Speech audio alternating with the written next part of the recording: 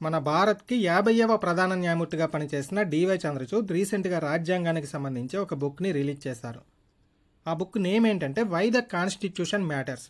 తెలుగులో చెప్పాలంటే రాజ్యాంగం ఎందుకు ముఖ్యమైనది అని. అఫ్కోర్స్ భారత రాజ్యాంగం మీద ఇప్పటికే మార్కెట్లో నెంబర్ ఆఫ్ బుక్స్ అవైలబుల్ ఉన్నాయి.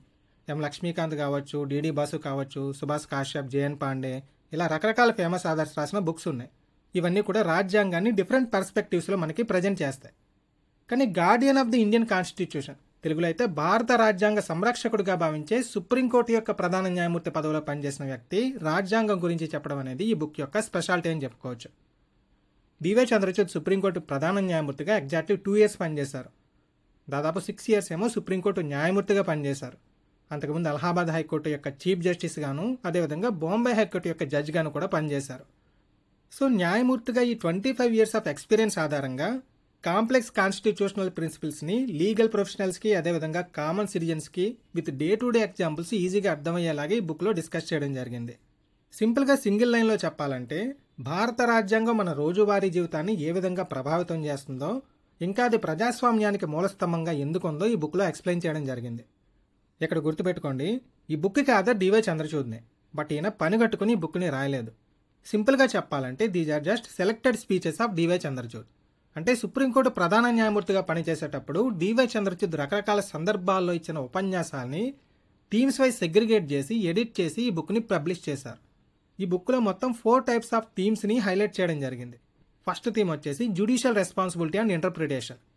న్యాయమూర్తుల బాధ్యత ఏంటి, సామాజిక న్యాయం అందించడానికి న్యాయమూర్తుల రాజ్యాంగాన్ని ఏ విధంగా అర్థం చేసుకుంటారనే విషయాలు డిస్కస్ చేయడం జరిగింది.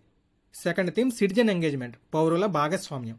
ప్రజాస్వామ్య పరిరక్షణకి రాజ్యాంగం కల్పించిన హక్కుల మీద ప్రజలకు అవగాహన ఎందుకు ఉండాలనే దాని మీద అనమాట. Third theme human rights and equality, మానవ హక్కులు, సమానత్వం. మన డైవర్స్ సొసైటీలో a legal and ethical basis ఆధారంగా ఈ రైట్స్ అనే వాటిని మనం విస్తరించగలం అనే దాని మీద. ఫోర్త్ థీమ్ వచ్చేసి సెక్యులరిజం అండ్ లిబర్టీ, లౌకికవాదం, స్వేచ్ఛ. రాజ్యాంగం వీటికి ఏ విధంగా రక్షణ కల్పిస్తుంది అనే దాని మీద. Okay, these are the major highlights of this book. Next key takeaways ఏంటో చూద్దాం. అంటే మనకి ఎగ్జామ్ పాయింట్ ఆఫ్ వ్యూలో గుర్తుపెట్టుకోవాల్సిన ముఖ్యాంశాలు. Book name and author name important. Why the constitution matters, written by DY Chandrachud, Dhananjaya Yashwant Chandrachud. ఈయన సుప్రీంకోర్టుకి ఎన్నవ ప్రధాన న్యాయమూర్తిగా పనిచేశారని అడగచ్చు. 50వ ప్రధాన న్యాయమూర్తి. 10th November 2024 రిటైర్ అయ్యారు. ఈ బుక్ని పబ్లిష్ చేసింది ఎవరంటే పెంగ్విన్ ర్యాండమ్ హౌస్. నెక్స్ట్ ఈ బుక్ పర్పస్ ఏంటంటే సింగిల్ లైన్లో to connect the constitutional principles with everyday lifes, రాజ్యాంగ సూత్రాలని దైనందిన జీవితాలతో అనుసంధానించడం. నెక్స్ట్ సింగిల్ వర్డ్లో ఈ బుక్ యొక్క కీ థీమ్స్ ఏంటంటే justice, rights, Liberty, citizen participation.